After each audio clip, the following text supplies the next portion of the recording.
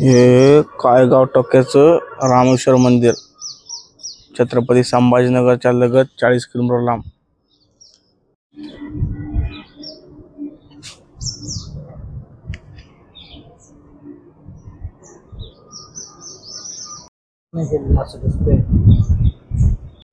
ही आहे मंदिरातली सर्वात पहिली मूर्ती. एंट्री करताना लागतानाची आणि हे भगवान शंकराचं मंदिर.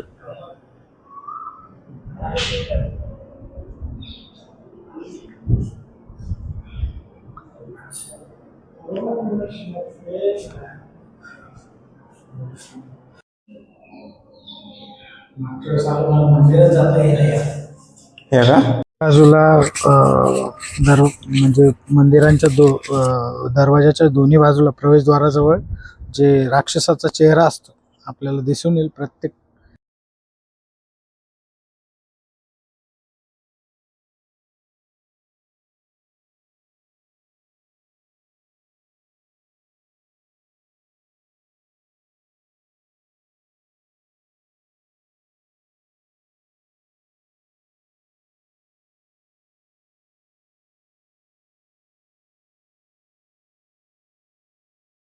वरती गणपती असतील प्रवेशद्वारावर आणि त्याच्या खाली तुझं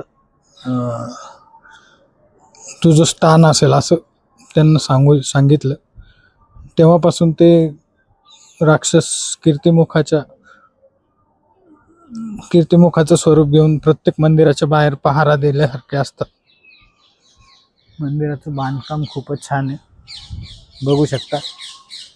इथे वातावरण पण खूप छान आहे. इथे मागे प्रवरा नदी गोदावरी नदीचा संगम आहे. इथे लोक 13व 14व जे काय असतं त्यांचं विधी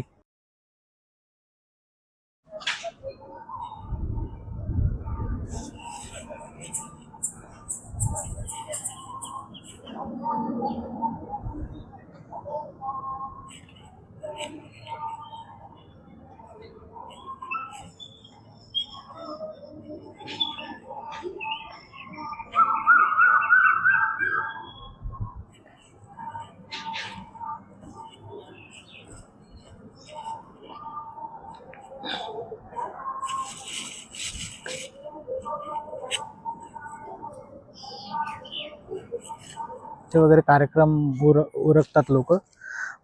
जिल्ह्यामधून बऱ्याच ठिकाणाहून लोक त्या कार्यक्रमांसाठी इथे भेट देतात. तरी पण हा परिसर इथे चांगल्या प्रकारे डेव्हलप केलेला आहे. आता सध्या इथे म्हणजे अशी भरपूर जागा आहे, इथे बसून पूजा अर्चा वगैरे होते. आणि समोर नदीचा संगम असल्यामुळं तिथे त्यांना अस्थि विसर्जन वगैरे जे काही करायचं असलं ते इथं विधी करता येतात. सध्या आता आधी एवढं नव्हतं, आता बोटिंगची पण व्यवस्था झालेली आहे इथे. आणि बऱ्यापैकी सावली पण आहे, शेड पण तयार केलेलं आहे. तर इथे बाकी सकाळी खूप बिझी कार्यक्रम असतो इथे. नेहमी ते 13व्याचे आणि वर्ष श्राद्धाचे कार्यक्रम चालतात. नदीच्या एरियामध्ये आपण मंदिर पाहू शकतो.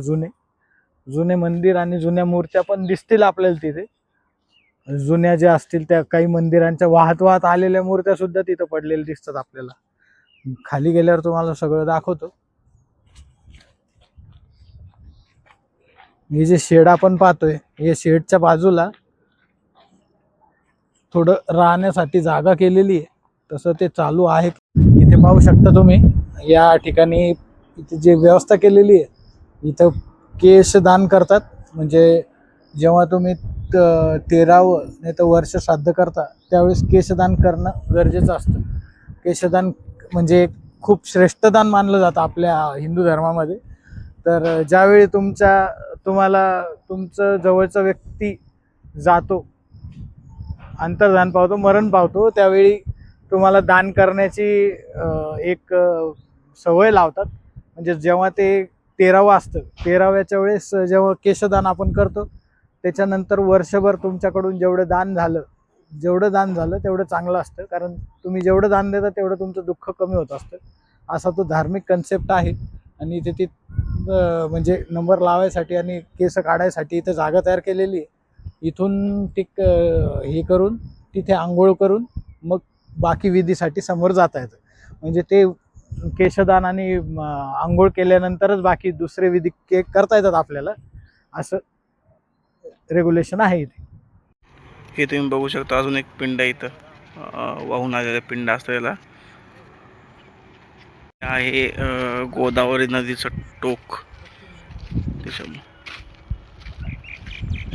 सध्या तरी पावसाच्या अभावी पाणी जरा कमी झालेलं आहे, नाही तर इथपर्यंत दुथडी फुल भरलेली असते नदीची. वातावरण बी पाहू शकता तुम्ही. इथं श्राद्ध करण्याच्यामुळे थोडंसं वातावरण थोडंसं दूषित होऊ शकतं, त्याच्यामुळे तुम्हाला दिसत असं नाही पूर्ण कचरा एक वर झालेला आहे मंदिराच्या ठिकाणी. आणि हा पायऱ्याने, ह्या पायऱ्या आहेत मेन त्याच्या खाली उतरायच्या, तिथपर्यंत पाणी जातं जवळपास. आणि नावांची सोय आहे बघा लोकांना जाण्या येण्यासाठी, किंवा आतमध्ये आंघोळ जर डुबकी वर लावायची असेल तर अशा जाण्या येण्याची सोय लावलेली आहे लोकांनी इथं. तुम्ही पाहू शकता इथं